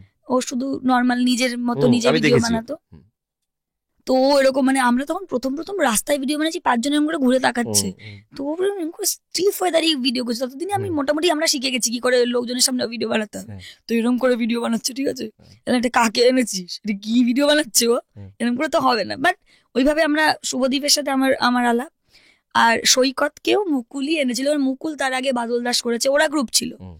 ও সৈকত, শুভজিৎ বলে আর একটা ফ্রেন্ড ছিল, ওরা গ্রুপ ছিল। তো ওরা অনেকদিন ধরে কলকাতায়, হুম। মুকুল তো অনেকদিন ধরে কলকাতায়, আর সৈকতও হাওড়াতেই থাকে। তো কলকাতারই, মানে সৈকত তো মনে হয় অনেকদিন ধরেই কাজ করে, অনেকদিন ধরে কাজ করে। হি is a very good actor, মানে ওকে আমি দেখেছি আগে। খুবই ভালো অ্যাক্টর, আমাদের থেকে তো ভালো, আমি শুভর থেকে তো ভালো। তো দেখ কত ফুটেজ দিচ্ছি, দেখেছিস? এবার সৈকত ওকে বিরিয়ানি খাওয়াতে হবে। কিচ্ছু খাওয়াবে না, যাই হোক। তো এবার এইভাবে আমি না, I am a person who help for nothing. মানে তুমি আমাকে বসিয়ে দাও, আমার তোমাকে ভালো লাগুক, আর ইফ ইউ ডোন্ট সিক যে মানে কি করবো বল না, আমি তাও বলবো তোমায়। আচ্ছা, যখন শুভ ওর সাথে ভিডিও বানাচ্ছি বা সৈকতের সাথে ভিডিও বানাচ্ছি, they are not renowned as a creator, কিন্তু আমার শুধু মনে হতো why would I grow alone, মানে কেন সবাই গ্রো করুক, আমিও গ্রো করবো। এইটা না কলকাতার ক্রিয়েটারদের মধ্যে খুব কম। আমার কিন্তু মনে হয় না, কারণ আমি যখন তোমার আর আমাদের না, আমরা কিন্তু ভালো ভালো লোকদেরকে পেয়েছি। তুমি পেয়েছো, I don't know about the YouTube creators, but they are very helpful. YouTube creators আর ইনস্টাগ্রাম ক্রিয়েটার্স আচ্ছা, দুটো আলাদা জিনিস, মানে they are creators, both are creators, but কিছু আমি জানি এই স্টেটমেন্ট গুলো একটু controversial, but there are people who are very helpful, who are মানে কি বলবো, who are a very good person, কথা খুব ভালো বলছে, তোমার সাথে মিশছে, যতটা দরকার হচ্ছে কথা বলছে। আর কিছু মানুষ আছে যারা আমি একাই করবো ভাই, এরকম একটা ভাব নিয়ে থাকে। এটা সমস্ত জায়গায়, রাইট, এটা সমস্ত জায়গায়, এটা কিন্তু মুম্বাইতে এটা খুব কম, মুম্বাইতে কম, দিল্লিতে কম। আই হ্যাভ মেড ক্রিয়েটার্স যারা মুম্বাইয়ে, দিল্লির একজন ক্রিয়েটার আছে যার এখন 1 মিলিয়ন ফলোয়ার্স ইনস্টাগ্রামে, অ্যান্ড আমরা সেম এজেন্সিরই। তো আমাদের পার্টিতেই মিট হয়েছিল একটা, তোমাকে ফিলও করতে দেবে না ওর এত ফলোয়ার্স আছে, বিকজ ক্রিয়েটার্স ভাই, সবাই আছে এখানে, ক্রিয়েটার্সরাই আছে, তো ব্যাপারই না কোনো।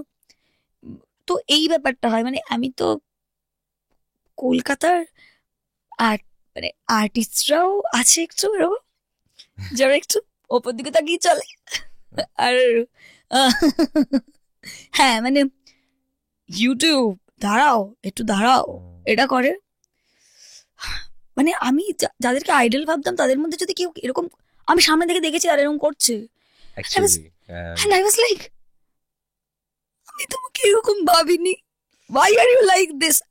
वो जो रेस्पेक्ट गिरा है ना उस बंदे के लिए, वो बहुत खराब है, ठीक है?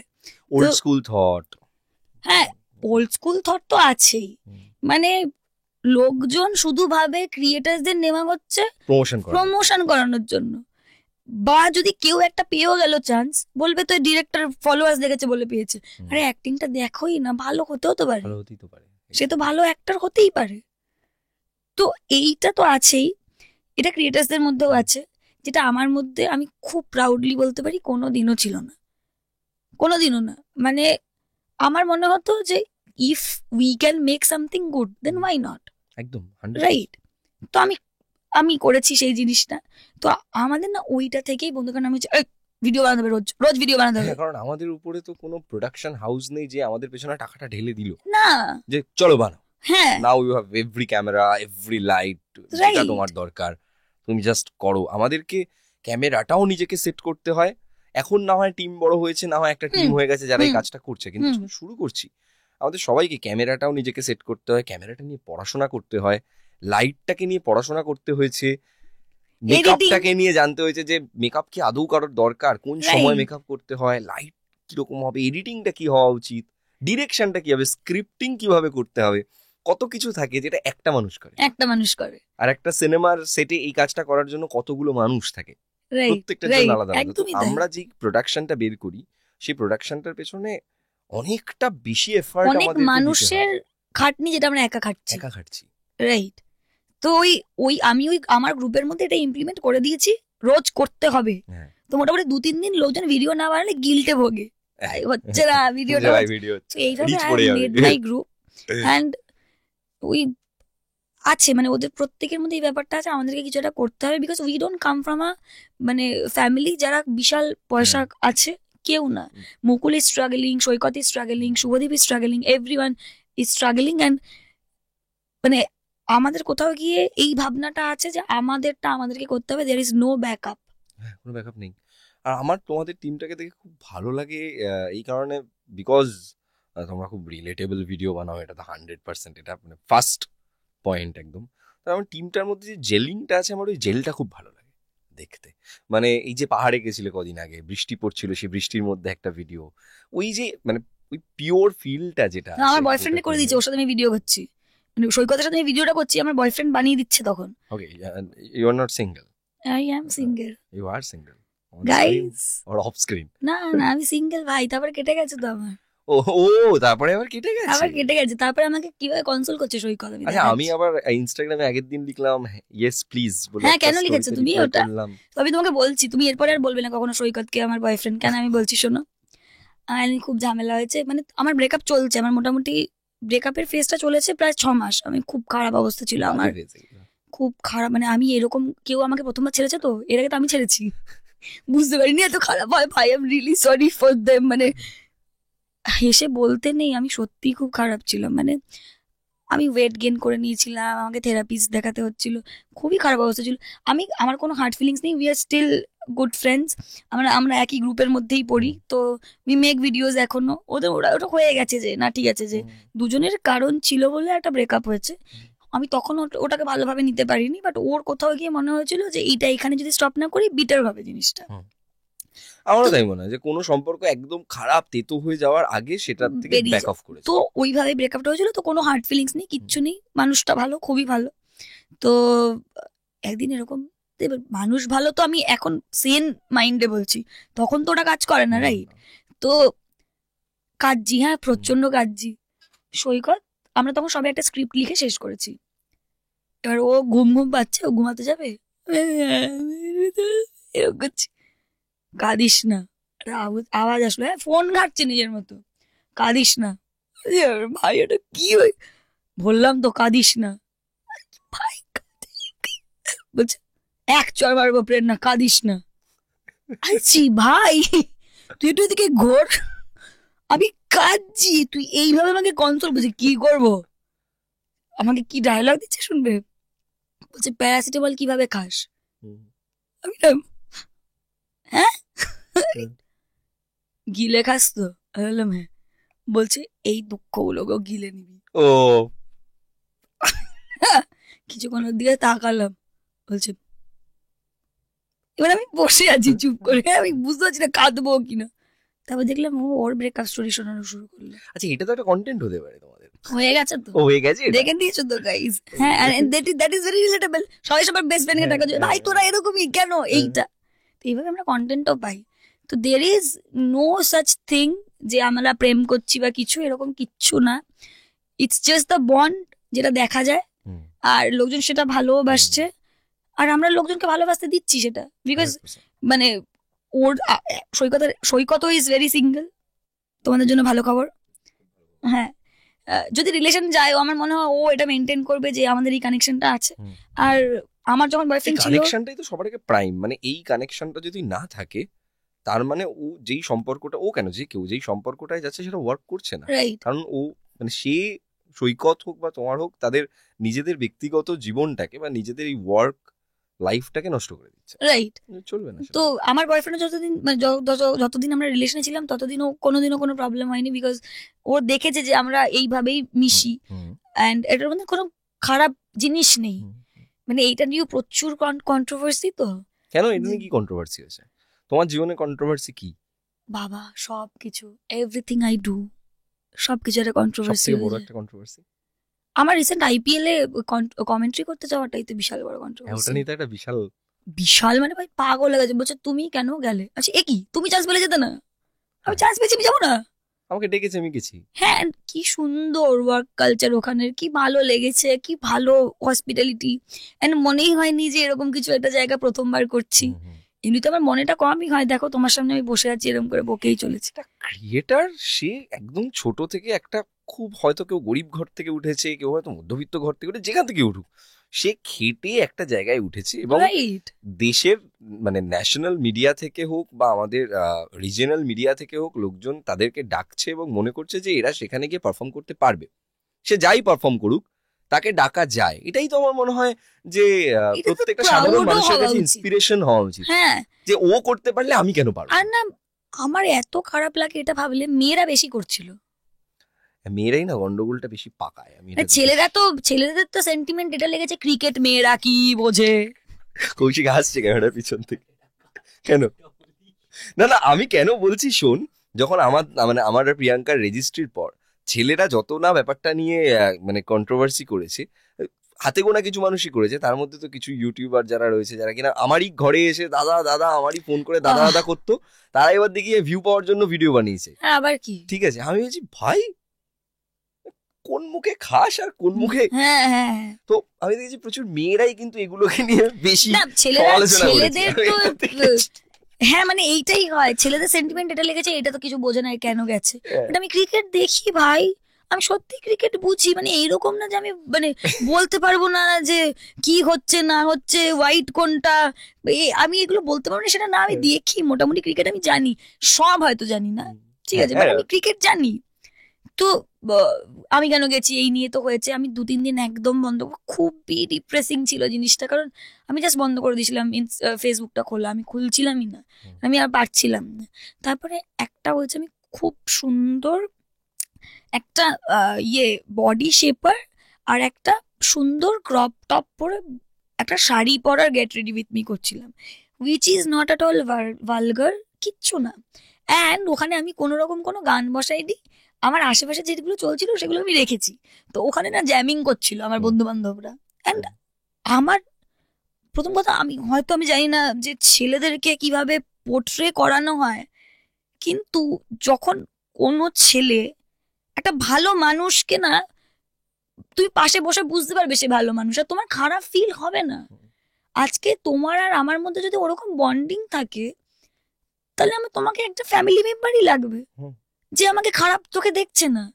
আমি একটা বডি শেপার একটা টপ পরে আছি যেখানে আমার রিভিলিংও কিছু নেই, আমি জানি আমার তো বাড়ির লোকজন, এরা কেন আমাকে খারাপ চোখে দেখবে। তো আমি সেই মাইন্ডে পোস্ট করেছিলাম একটা ভিডিও যেখানে গেট রেডি উইথ মি হচ্ছে, গান চলছে, সুন্দর সুন্দর গান হচ্ছে, আর মাঝে মাঝে ওরা না একটু ব্লুপার দেওয়ার জন্য ক্যামেরায় চলে আসছিল, এইটুকুই একটা কিউট ভিডিও ছিল। জাস্ট স্লাট শেমিং করা হয়েছে আমাকে এটার জন্য।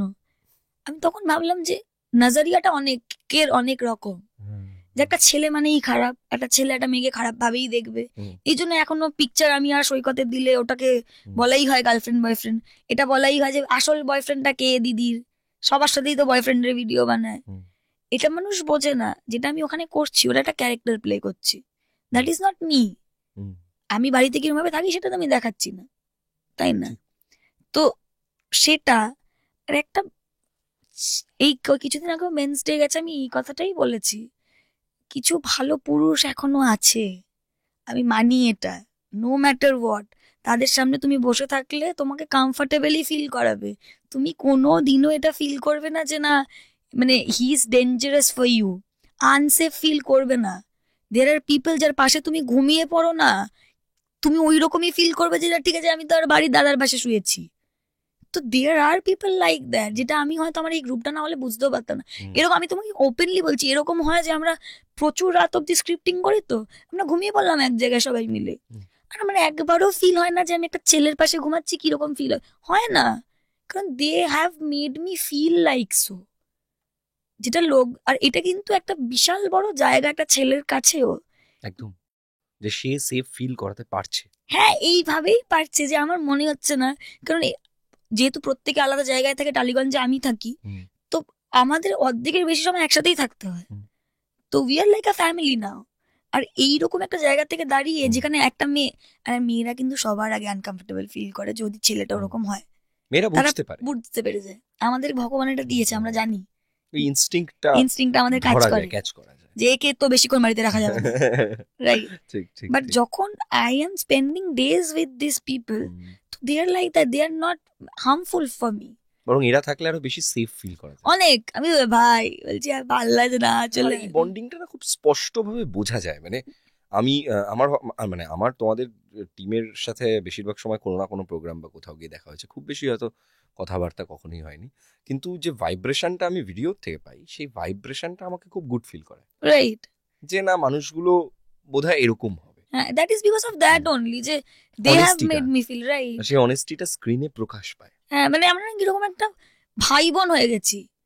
মানে আমি যখন দেখি আমার বাথরুমে আমার ওই মানে কেসের মধ্যে শুধু আমার ব্রাশ না আর 5টা ব্রাশ আছে, মানে সুন্দর ফিলিং না ওটা ফ্যামিলি। এবার যখন মানে তারপরে দুখানা, গিভিং মি গুজবাম্পস। হ্যাঁ মানে দুজন ঝামেলা করছে, আর ঝামেলাটা কি আর আমি বুঝি না, ছেলেদের ইগোটা কোথা থেকে আসে।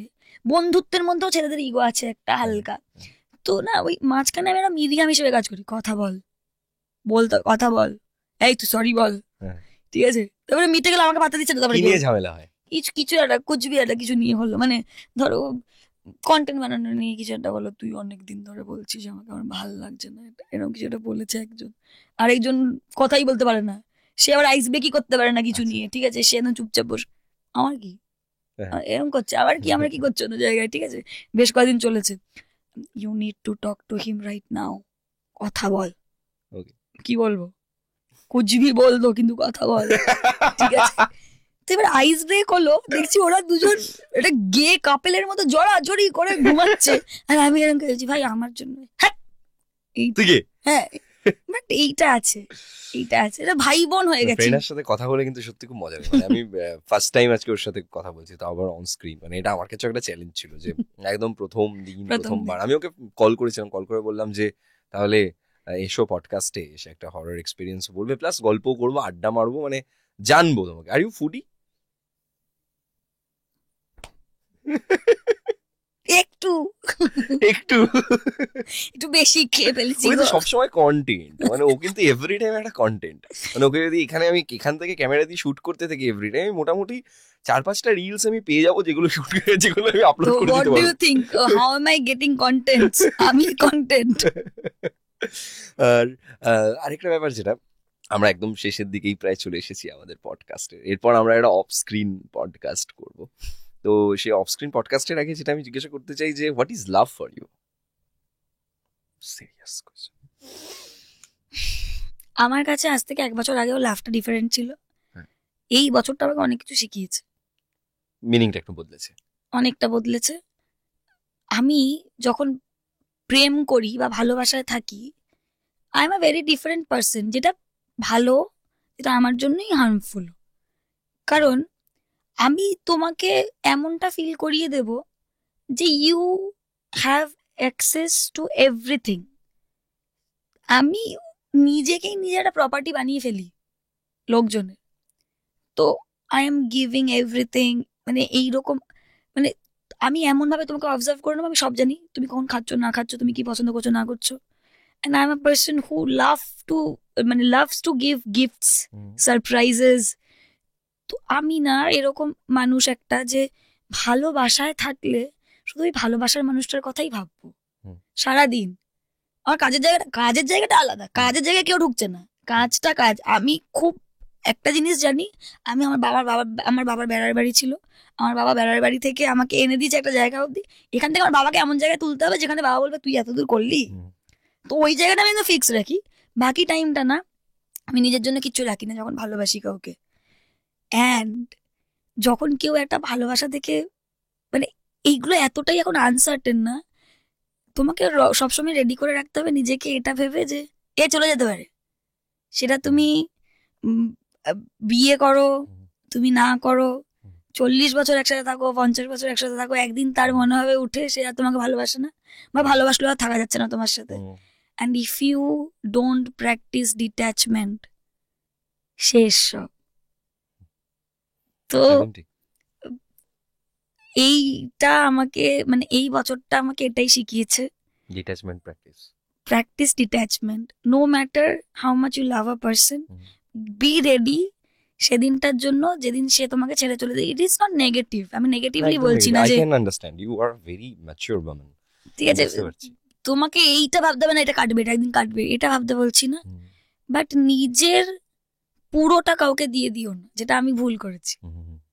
আমি নিজের সবটা দিয়ে দিই, সেটা কেউ চাক না চাক, কেউ চায়ও নি আমার থেকে। আমি কিছু মানুষের থেকে এটাও শুনেছি, কে চেয়েছে তোর থেকে এটা, তোমাকে একটু শান্তিতে থাকতে দিই তাহলেই হতো, রাইট? সামটাইমস আমাদের কারোর প্রতি যে লাভটা, সেটা তাদের জন্য ক্লস্ট্রোফোবিক হতে পারে। হতেই এটা পারে। আমরা অনেক সময় বুঝি না। না, আমরা তো ভাবি আমরা ভালোবাসছি। মানে গতকাল আমি আর আমার ভাই আমরা দুজন আসছিলাম বাইকে করে। তো দুটো ছেলে মেয়ে প্রেম করছে, আমি দেখে না এদের প্রেমটা মনে হচ্ছে যা দেখে যে সব খুব ইনভলভড আর কি। তো তখন আমার ভাই এটা কিন্তু টক্সিকও হয়ে যেতে পারে। চূড়ান্ত ইনভলভমেন্ট একসময় টক্সিসিটি হুম, নিয়ে চলে আসে। এবং এটা তো আস্ক মি। এখন সোসাইটিটা যেমন ভাবে এগোচ্ছে, প্রত্যেকটা মানুষের চলছে। তো I am very sorry for your breakup, I am very happy for your breakup, সবকিছু মিলিয়ে মিশিয়ে। হ্যাঁ, না ওটা দরকার ছিল, নাহলে আমি বুঝতে পারতাম না যে মানে ওইটা না হলেও আমি আমার অনেক কিছু শিখতাম না। তো এই বছর যা যা হয়েছে সেটা থেকে আমি শিখেইছি শুধু, সব কিছুর প্রত্যেকটা থেকে। বছরই আমাদের জন্য লার্নিং। এবং আমার মনে হয় মানে আমার যে জার্নি, আমি 2019 থেকে এই কন্টেন্ট ক্রিয়েশন জার্নির সাথে আছি, এবং প্রত্যেকটা বছরই আমার জন্য একটা রোলার কোস্টার রাইড। বিশেষ করে সেম। 2023 আমার জন্য খুব বড় রোলার হ্যাঁ, কোস্টার আমি রাইড কলকাতায় ছিল। এসেছি তখন, তো ওটাও ছিল একটা। 2023 সালটা খুব কঠিন একটা সময় ছিল আমার জন্য। এবং আমার যেটা মনে হয়েছে যে এই কাজটা, আর আমি জীবনে ভাবতেই পারিনি যে আমি এতটা প্রফেশনাল হয়ে যাব। হুম। তাও আবার এমন একটা কাজকে নিয়ে যেটাকে কেউ গভর্ন করছে না, না, যেটাকে আমি গভর্ন করছি যে কি করে কাজটা করব। রাইট। আর এই অনুভূতিগুলো এমন যে একটা সময় পর তোমাকে তোমার অডিয়েন্স দেখছে, তোমাকে তোমার কাছের মানুষ যারা তোমাকে প্রত্যেক দিন রিলস দেখার জন্য বা ভিডিও দেখার জন্য অপেক্ষা করে থাকে, তারা দেখছে, এবং তারা যে ভালোবাসাটা দেয় আমাদেরকে, সেই ভালোবাসাটা না আমাদের অনেক রকম মেন্টাল হেলথের খারাপ জায়গাটাকে ওভারকাম করতে হেল্প করে। আমি এটা খুব খেয়াল করে দেখেছি।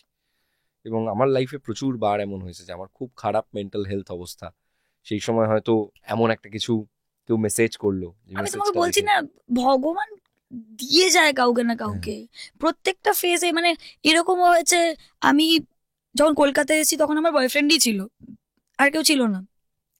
এবার যখন ব্রেকআপটা হয় তখন আমি ভাবছি যে এবার কি, মানে প্রথম কথা তো আমার মনে আছে আমি কলকাতায় যখন এসেছি, আমি আর আমার বয়ফ্রেন্ড বসে বসে বানাচ্ছি যে কি কি আনবো আমি, রাইট।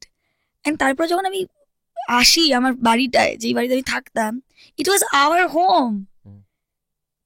অ্যান্ড আমি ওটা থেকে বেরোই, আমার রিলেশন ব্রেকআপ হয়। আমি তখন ভাবতাম যে আমি কি করবো, but then I got them. হুম।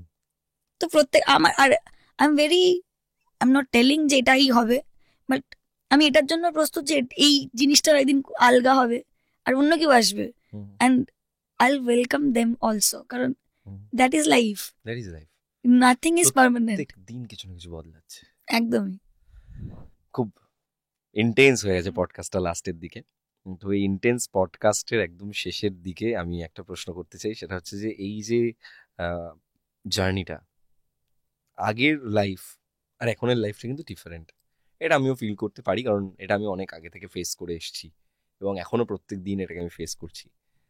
আগের ওই জীবনটা, যে জীবনটায় প্রেরণাকে কেউ চিনতো না, আর এখনের জীবন যেখানে প্রেরণাকে সবাই চেনে, এটা নতুন যারা ইনস্টাগ্রামে কন্টেন্ট ক্রিয়েট করছে বলো, বা যে কোনো প্ল্যাটফর্মে কন্টেন্ট ক্রিয়েট করছে বলো, সবারই তো বেসিক্সটা সেম। তাদের জন্য এমন কোনো অ্যাডভাইস যেটা তোমার জীবন থেকে তুমি বলছো যে এই চেঞ্জেসগুলো আমি আমার জীবনে এনেছি, যেটা তোমাকে মানতে হবে? আমি না খুব খারাপ টিচার একটা, আমি বোনকেও যখন বলতাম মারতাম শুধু।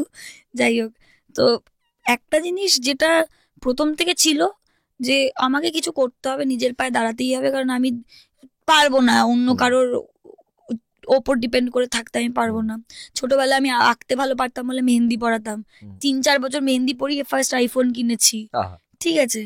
তো এরকম ওই 15-20 জন, আমি আমার ব্যাকআপ প্ল্যান সবসময় রেডি থাকতো, এটা হবে না ওটা করবো, এটা হবে না ওটা করবো, তো এটা তো ছিলই।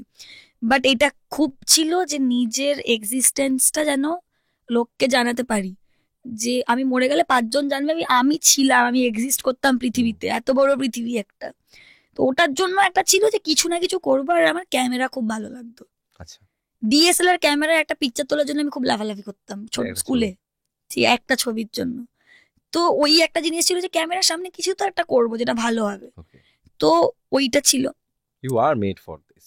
হ্যাঁ, মানে সেটা তো এখন কিছু না কিছু করে মানে জায়গাটা করতে পেরেছি, বাট ওই একটা কিরা ছিল যে করতে হবে কিছু একটা, আর মেয়ে বলেই করতে হবে, কারণ খুব কথা শুনেছি ছোট থেকে। আমার মা বাবা কখনো বলেনি, আমার বাবা ইজ ভেরি হ্যাপি আমাদেরকে পেয়ে, আমার মাও তাই। আমার মা বাবার কথা বলছি না, বাট বাকিরা আর ছোট থেকে ছেলে বন্ধু বেশি, তো খুব শুনেছি এর দ্বারা কিছু হবে না, এ তো কোনো কাজ করতে পারবে না, তোর মেয়ের দ্বারা কি হবে, সোসাইটির একটা খারাপ দিক, রাইট? তো এই সমস্ত প্রচুর শুনেছি বলে এইটা তো ছিল করবো।